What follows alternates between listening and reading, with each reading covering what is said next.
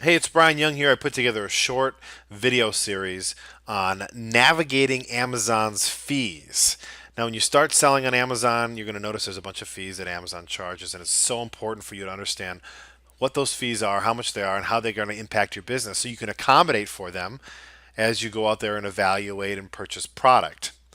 Now, in this video series, I'm going to have to chop it up into smaller pieces because I know it's probably going to run a little longer. We're going to talk about the three different types of Amazon fees. There's long-term storage fees, monthly storage fees, and then just the regular fulfillment fees or selling fees. So whether you sell your product via FBA, so fulfillment by Amazon, or you sell the product merchant fulfilled, where you fill the product yourself, send it to the customer yourself. There's going to be some fees involved, and so it's really important for you to have a good grasp on what those fees are. At the time of making this video, there's been some big changes to the fee landscape on Amazon, but it's not something to get freaked out about. Amazon's always changing things, and so what's really important, what's most important is you ask yourself the question, why is Amazon changing these things? Why are they raising their fees in these particular areas? Why are they doing these things? And then strategize from there. So pivot and innovate and change the way you do business to fit the current marketplace. It's so important. So this video will not only cover what those fees are. These video series will also cover maybe some strategies that you can use to accommodate the new fees that Amazon is charging online sellers. So first off, what is a long-term storage fee? Well, Amazon defines long-term storage fees in this way. Actually, I took this clip directly from the Amazon seller help page, and it says on February 15th and August 15th of every year. So there's two different dates every year that Amazon is going to take a look at your inventory and charge you fees. So on February 15th, they're going to look at all your inventory, and for every item that you have that has been there for 6 to 12 months, you're going to be charged a fee. And so according to this printout here, it's $11.25 per cubic foot. For every item on that day, February 15th, that has been in your inventory for 12 months or more, instead of getting charged $11.25 per cubic foot, it's going to be charged $22.50 per cubic foot. And that's really weird. I mean, how do you even know? I mean, if you're selling books on Amazon, how do you know what is a cubic foot really? And we'll get down to some examples on that, but I just want you to know if on February 15th or August 15th you have something in inventory that's been in inventory for 5.5 months, it won't be charged a long-term storage fee until the next interval, which would be August 15th.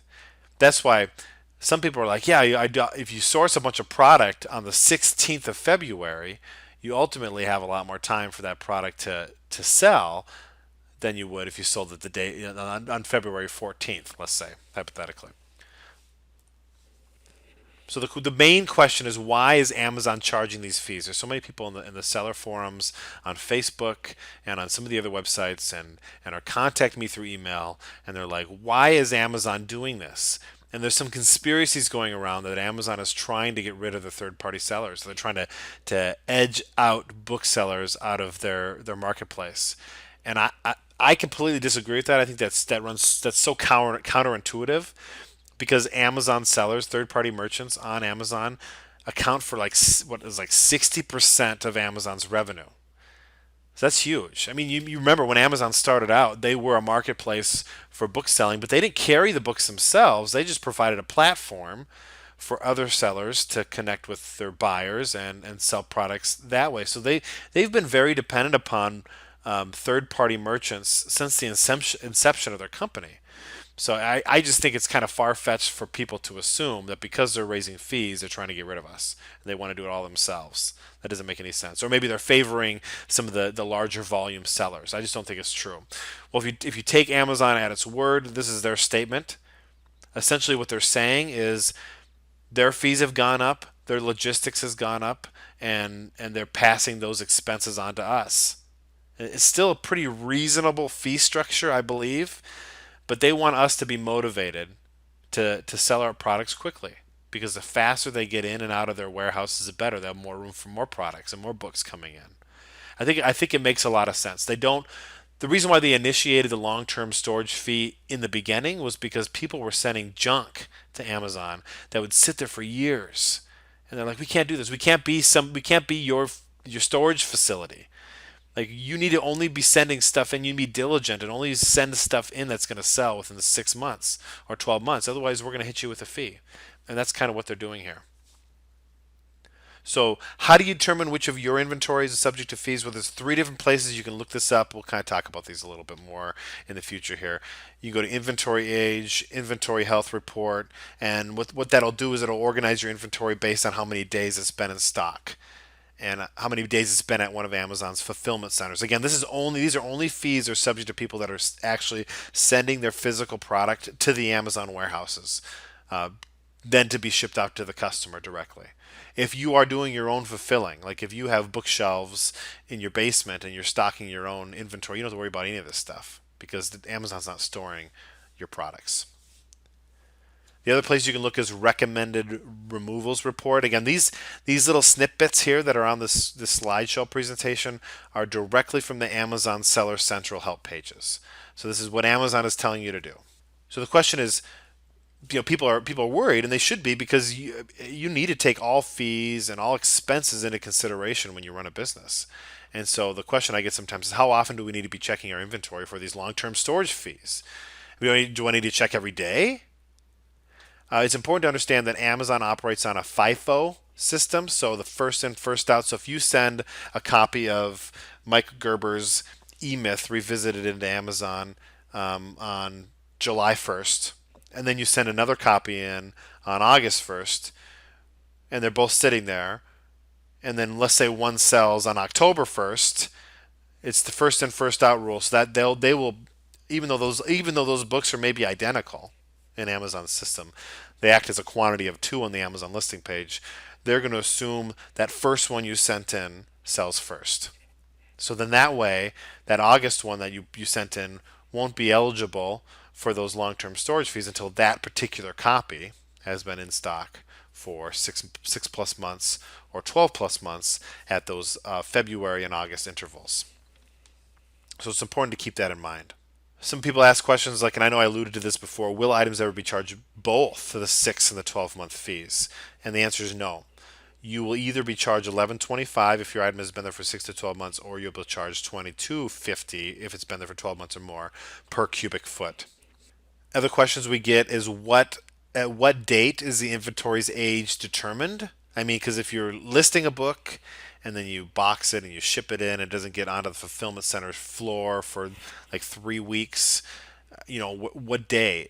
What day does it start? Well, it starts the day, the moment that it's received by the Amazon fulfillment center is when that clock starts ticking. So not when you listed it, or not when it's in transit to Amazon, but when it actually gets received by an Amazon fulfillment center. So what does that look like? The long-term storage fees for a standard size book. I mean, because we talk about the cubic feet and all that, it's really confusing. Well, here's the breakdown. So a standard book measuring 8 inches by 6 inches by 1 inch. That's your basic paperback book. I think the book that I used for this particular example was Cash Flow Quadrants by Robert Kiyosaki. It's a great book.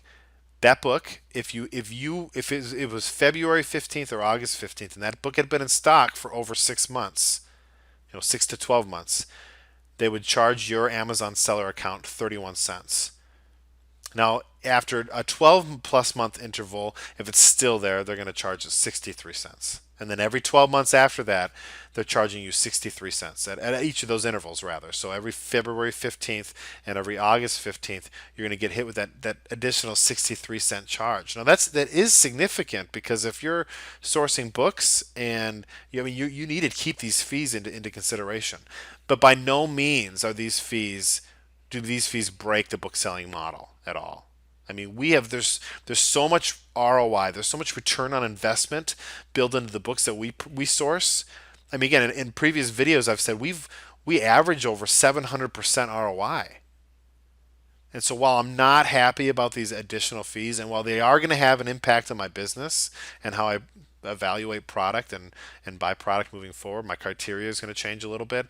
It's not going to cripple my business. It's just going to force me to be a little more innovative and creative, and to kind of trim down on my expenses in some other areas. We'll get to that in a bit here.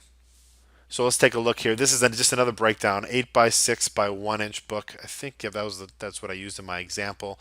Again, here it is. If you have one unit, there is a little bit of a difference. If you have multiple units of the same book, the fees change a little bit.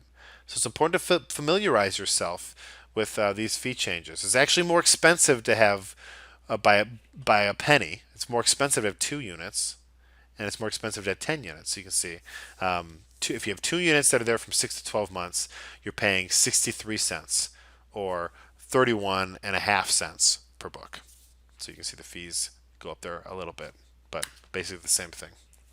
So again, where to look: inventory age, inventory health report, and the recommended removal report. And you can find those on Amazon Seller Central. So what I'm going to do is I'm going to end this video now. Be sure to watch part number 2. We're going to actually go to my Amazon Seller Central page. We're going to look at my inventory, and I'm going to show you how to access the reports necessary to kind of gauge where your inventory is at regarding these long-term storage fees.